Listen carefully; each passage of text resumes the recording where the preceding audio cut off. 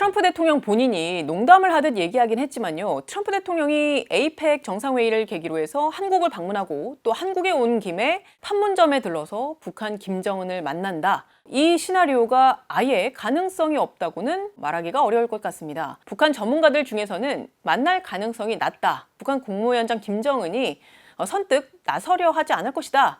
이런 분석에 무게를 싣는 경우도 많은데요. 하지만 북한 김정은 정권의 입장에서 가장 절실한 과제는 경제 발전입니다. 그런데 이를 위해서는 현재처럼 중국과 러시아의 지원을 유엔 안보리 제재를 우회해서 받는 방식보다는 미국과의 직접 협상을 통해서 핵심 제재를 해제하는 게 훨씬 근본적인 해법입니다. 이 점에서 자신과 대화할 의지를 보인 미국 정상은 트럼프 대통령이 유일했고 앞으로도 트럼프 대통령이 사실상 유일할 겁니다. 그렇기 때문에 트럼프 대통령이 판문점에서의 만남을 정식 정상회담이라기보다 약식 회동에 가까운 성격으로 제안한다면 김정은으로서는 하노이 회담 결렬 때와 같은 회담 실패에 정치적 부담이 덜한 상태로 미국 정상과 마주할 수 있는 기회를 얻는 것이어서 충분히 고심을 할 것으로 예상됩니다. 만약 실제로 만남이 이루어지고 또 그 만남이 또 다른 본격적인 정상회담의 가능성으로 계속 이어진다면 페이스메이커를 자처한 정부로선 물론 큰 성과일 것이고 이 기회를 어떻게든 실제 비핵화를 이루는데 10분 활용하려 할 것입니다. 다만 주의해야 할 사실은요. 북한은 결코 비핵화 협상이 아닌 사실상의 핵 보유국으로서 암묵적으로라도 인정을 받은 후에 핵 군축 협상으로 나아가길 강력히 원하기 때문에 자칫 기회가 커다란 위기가 되지 않도록 사전에 철저한 대비가 필요하다는 점입니다.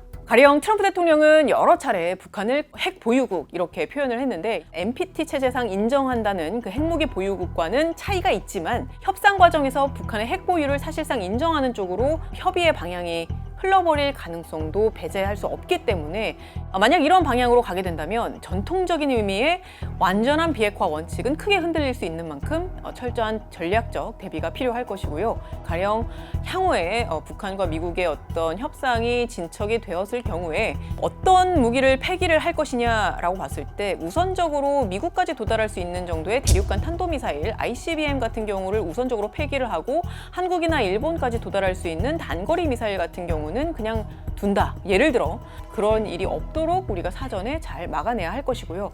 이렇게 북한 핵보유 정당화라든지 복합적인 위험성을 내포하는 시나리오들이 있기 때문에 한국 정부가 신중한 접근과 대비가 필요하다. 이러한 평가가 지배적입니다.